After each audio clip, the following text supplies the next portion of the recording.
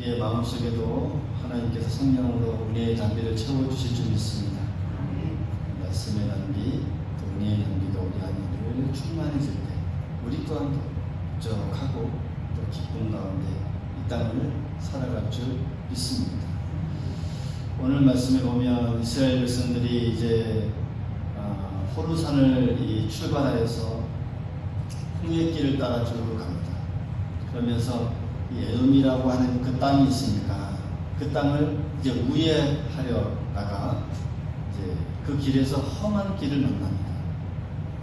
그로 인해 백성들의 마음이 상하여 하나님을 원망하는 일, 그것으로 오늘 말씀은 시작하고 있습니다. 6절에 보니까 그들의 범죄로 인한 이 고통을 말하고 있고, 또 7절에도 보니까 죽음 앞에 부르짖는 그들의 이 호소가 이어집니다. 또 계속해서 8절 9절을 보면 이제 노병을 준비해 주시고 이 노병을 바라보는 자들을 구원하신다라는 내용들이 쭉 이어지고 있죠. 이스라엘 백성들이 애굽을 탈출하여 광야의 길을 가는 동안 그 길은 매우 어떤 고난과 역경의 길이었습니다. 쉬운 길은 아니었습니다. 그로 인해서 그들의 마음이 상하기 시작했다. 오늘 4절에 보니까 상하기 시작했다. 이 마음이 상했다라는 이 말의 이 원어의 의미를 보면 우리가 흔히 사용하는 어떤 속이 상했다라는 그런 정도가 아닙니다. 그러니까 이 짧게 자르다라는 그런 의미가 여기에 있어요. 그러니까 낙심하여서 짧게 잘랐다. 단절을 의미합니다. 그러니까 이제껏 자신들과 함께 하신 그 하나님과의 단절을 의미합니다. 하나님을 떠나버린 것이죠. 하나님을 바라보지 않았다는 것이죠. 그 어려움과 고난과 또 어떤 이 역경의 길, 그것을 인해서 그러니까 그들에게 약속한 젖과 꿀이 흐르는 가나안 땅에 대한 약속은 그저 멀게만 느껴졌고 당장 이 앞길을 가로막는 어떤 이 광야의 돌풍이나 사막의 열기, 그것으로 인해서 그때 인내의 한계가 그들에게 드러나고 있음을 우리가 알 수 있습니다. 그들의 약속하신 그런 이 땅에 대한 그런 소망보다는 현재 당하고 있는 시련으로 그저 절망감에 사로잡힌 채 이 땅만 바라보고 척박한 땅만 바라보고 걸어갈 때 하나님을 원망하는 일이 그들에게 발생하는 것이죠. 식물도 없다, 물도 없다, 매일 먹는 만나는 이제 더 이상 지겨워서 먹지 못하겠다. 그러니까 이 외침은 이 60만 명이 넘는 이스라엘 백성들이 자신을 인도하신 하나님과 그 지도자인 모세에게 그 앞에 토해낸 정말 이 원망의 어떤 이 함성이었던 것이죠. 그들에게서 이렇게 원망의 함성들이 일어났습니다. 이런 원망은 이 하나님의 은혜를 망각한 데서부터 오는 것이죠. 하나님의 은혜를 망각해버렸어요. 한번 생각해 보십시오. 이스라엘 백성들이 애굽을 출애굽하기 위해 얼마나 하나님께서 정성을 다해서 그들을 인도하셨습니까? 이 애굽 땅에 10가지 재앙을 내리셨고, 그리고 이 홍해를 정말 육지처럼 건넜던 감격스러운 일들을 그들에게 허락해 주셨습니다. 그러면서 광야길을 걸어가면서 이제까지 만나와 메추라기로 또 불기둥과 구름기둥으로 그들을 인도해 주셨습니다. 바위를 열어서 생수를 주신 그 하나님의 그 능력, 그 이적을 이제는 다 무시한 행위였던 것이죠. 이 일로 인해서 하나님은 이 원망하는 이 백성들에게 그 땅에 불뱀을 내리셨고 백성들이 이제 불뱀에 물려 죽게 되었습니다. 이 두려운 사건으로 인해서 백성들은 이제 회개합니다. 지도자인 모세에게 하나님께 기도해달라고, 제발 멈춰달라고 부탁합니다. 모세는 그 백성들의 요청을 듣고 이제 하나님께 용서를 구하는 기도를 하죠. 이때 하나님은 모세에게 놋뱀을 만들라라고 지시합니다. 8절에 보면 이 모세의 명령하죠. 불뱀을 만들어 장대 위에 매달아라. 물린 자마다 그것을 보면 살리라. 이 모세는 하나님의 명령대로 이 놋으로 뱀을 만들어서 장대에 높이 매달았습니다. 그리고 불뱀에 물린 이 백성들은 두 번 다시 쓰라린 고통을 생각하고 싶지 않았지만 그냥 살기 위해서 장대에 달아놓은 그 놋뱀을 쳐다봅니다. 그리고 하나님의 명령대로 쳐다보는 자는 즉시 살아났습니다. 오늘 말씀의 9절에 보면 그 사실을 확인해주고 있죠. 모세가 놋뱀을 만들어 장대 위에 다니 뱀에게 물린 자가 놋뱀을 쳐다본 즉 모두 살다. 쳐다본 자는 모두 살았습니다. 사랑하는 성도 여러분, 하나님의 이 백성들일지라도 주님의 백성들일지라도 땅의 것을 바라보면 원망할 수밖에 없습니다. 오늘 이 이스라엘 백성들처럼 그들이 무엇을 바라봤습니까? 땅의 것을 바라보니 원망할 수밖에 없습니다. 오늘 이 본문의 내용으로 그래서 이 바울은 고린도 교회를 향해서 이렇게 고면하고 있습니다. 그들 가운데 어떤 이들이 주를 시험하다가 뱀에게 멸망하였나니 우리는 저희와 같이 시험하지 말자. 그들 가운데 어떤 사람들이 원망하다가 멸망시키는 자에게 멸망하였나니 너희는 그들과 같이 원망하지 말라. 할렐루야. 사도 바울이 당시 고린도 교회 불평이 있고 또 서로 불화가 있는 그 교회를 향해서 이렇게 외치고 있는 것이죠. 원망하지 말라. 원망은 신앙에서 아주 안 좋은 것이다. 신앙을 떠날 수도 있고 저버릴 수도 있고 멀어질 수도 있고 하나님과 멀어지는 아주 안 좋은 것이다. 예수님도 요한복음 3장 14절부터 보면 오늘 본문의 말씀의 내용으로 이렇게 말씀하십니다. 모세가 광야에서 뱀을 든 것 같이 인자도 들려야 하리니 이는 그를 믿는 자마다 영생을 얻게 하려 하십니다. 놀라운 변화죠. 구약에서 있었던 그 사건이 이제는 예수님을 통해서 놀라운 만민을 구원하는 사건으로 연결되어지는 그런 연결점입니다. 더 나아가서 요한복음 12장 32절을 보면 내가 땅에서 들리면 모든 사람을 내게로 이끌겠노라. 그 들린 것 같이 이스라엘 백성들 앞에 그 장대에 매달려서 들린 것 같이 예수님도 들려야 이제는 모든 사람이 예수님께로 올 수 있는 그 영광의 길을 걸을 수 있다는 것을 말씀해 주고 있습니다. 그러니까 예수님께서 어떠한 죽음을 당할 것인지를 잘 보여주는 말씀이죠. 예수님께서 왜 자신이 꼭 나무에 달리셔야 했는지 그 이유를 말씀해 주고 있는 부분입니다. 하나님은 나무에 달려 죽었다가 살아나신 그 예수를 바라보는 모든 자들 죽음의 심판이 아닌 영생을 얻게 하셨습니다.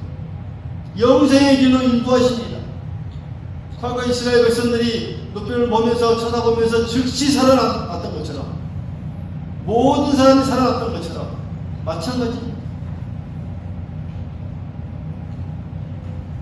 보십시오. 예수님과 함께 십자가에 달린 이 두 강도 중에 한 사람이 예수님을 바라보았을 때에 나무에 들어가지 않았습니다. 장대에 매어 달린 이 놋뱀을 바라보면 뱀에 물린 자들이 즉시 살아나듯이 십자가에 매어 달린 예수 그리스도를 바라보면 모든 죄는 용서받고 영원한 생명을 선물로 주어집니다. 할렐루야. 히브리서 11장에 보면요, 하나님을 바라보고 그 말씀대로 살아온 그 믿음의 증인들이 쭉 소개되고 있습니다. 노아는 하나님의 말씀을 마음에 기억하고 하나님을 바라보면서 120년 동안 홀로 경주를 만들었습니다. 하나님만 바라보고요. 땅 바라보지 않았습니다. 다른 경륜질하지 않았습니다. 말씀하신 대로 하나님만 바라보았습니다. 아브라함은요, 그곳에 보면 갈 바를 알지 못했지만 하나님만 바라보면서 고향을 떠났습니다. 뿐만 아니라 하나님의 명령대로 아들을 이 제단에 바치라 하는 그 명령을 따라서 사로로 갈 때도 3일 밤낮 동안 아무런 이 말을 하지 않고 하나님만을 바라봤습니다. 하나님을 바라보면서 그 길을 걸어갔습니다. 모세와 그의 종 여호수아는 하나님을 바라보면서 이스라엘 민족을 광야에서 가나안 땅으로 인도했습니다. 약속의 땅으로 인도했습니다. 이에 대한 결론으로 히브리서 12장에 보면 1절에 보면 우리에게 이렇게 강하게 말씀하고 있죠. 이러므로 우리에게 구름같이 둘러싼 허다한 증인들이 있으니 모든 무거운 것과 얽매이기 쉬운 죄를 벗어버리고 인내로서 우리 앞에 향한 경주를 하며 믿음의 주요 또 온전케 하시는 이 예수를 바라보자. 다 벗어버리고 이제는 예수를 바라봐야 한다.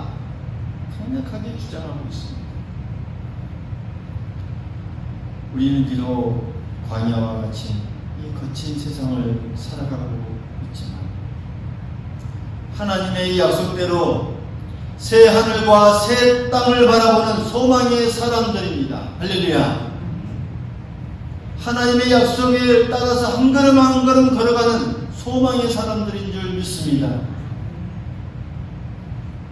고난의 땅 광야에서 원망과 불평으로 죽을 수밖에 없었던 그 이스라엘 백성들이 하나님의 말씀대로 장대에 매달린 녹뱀을 바라보면서 살아나듯이 우리도 마찬가지입니다. 하나님을 바라보는 사람은, 예수 그리스도를 바라보는 사람은, 십자가만 바라보고 나아가는 사람은 반드시 그 죽음 가운데서도 다시 살아날 줄 믿습니다. 다시 살아나게 해주십니다. 하나님의 은혜를 저버리고 자신의 길을 가고 또 원망과 불평, 끝없는 죄악으로 나아갔을지라도 지금 현재 그 십자가에 달리신 그 예수 그리스도를 바라볼 때 그때 삽니다. 할렐루야. 일어섭니다. 소생합니다.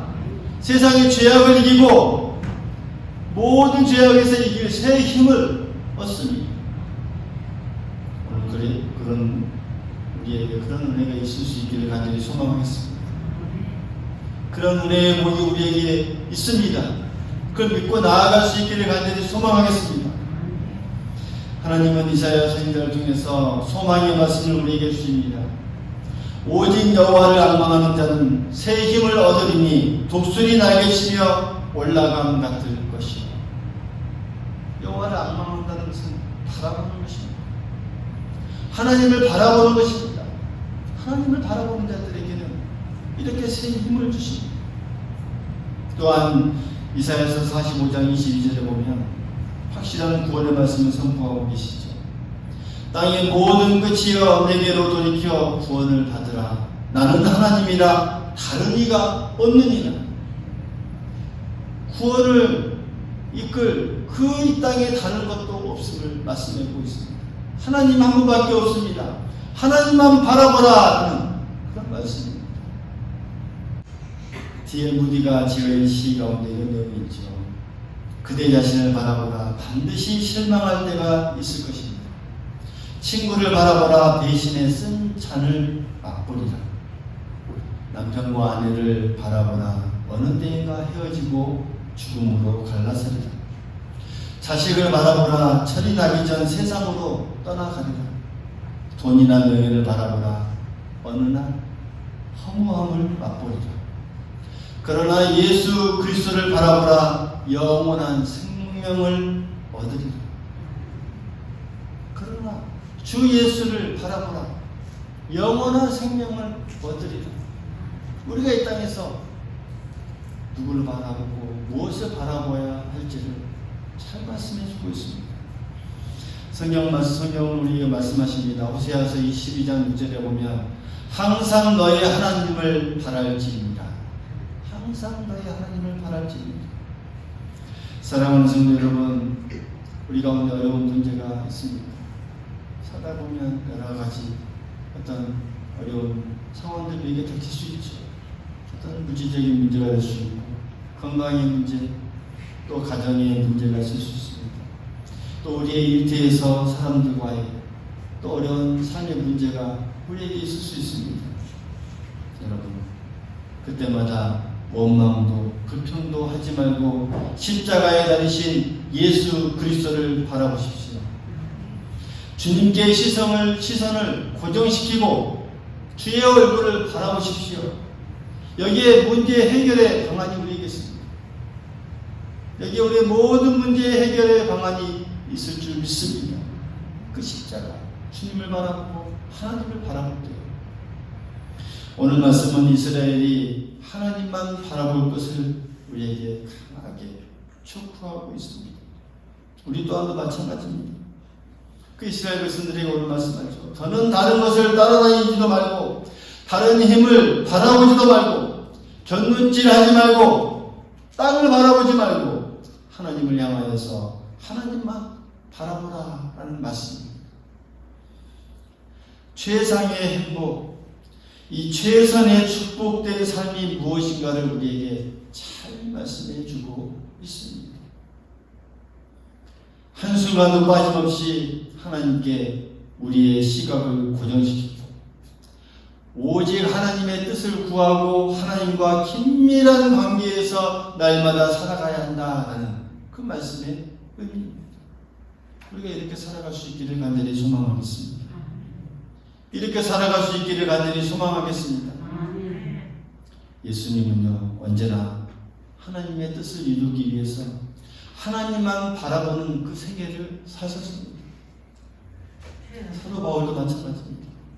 예수님의 십자가와 이 부활의 그 상을 바라보면서 그 표대를 향해 내가 달려간다라고 그는 고백했습니다. 사순절을 지내고 있는 우리 성도들 역시 이렇게 살아갈 수 있기를 간절히 소망을 했습니다. 오늘 미가 선지자의 고백처럼 이렇게 다짐하고 외칠 수 있기를 바라겠습니다. 오직 나는 여호와를 우러러보며 나를 구원하시는 하나님을 바라보리라. 할렐루야. 오직 나는 여호와를 우러러보며 나를 구원하시는 하나님을 바라보리라. 사순절 세 번째 주일에 주시는 하나님의 말씀입니다.